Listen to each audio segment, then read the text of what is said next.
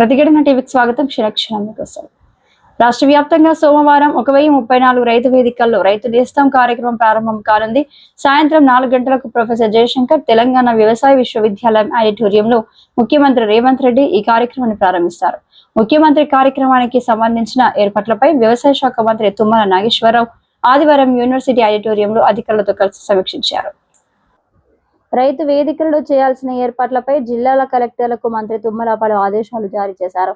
రైతు నేస్తం ప్రారంభోత్సవ కార్యక్రమాన్ని రాష్ట్ర వ్యాప్తంగా రైతు వేదికల్లో ప్రసారం చేయడానికి తగిన ఏర్పాట్లు చేశామని, విశ్వవిద్యాలయంలోని ఆడిటోరియంలో దాదాపు 1500 మంది రైతులు పాల్గొంటారని ఈ సందర్భంగా వ్యవసాయ శాఖ డైరెక్టర్ గోపి తెలిపారు.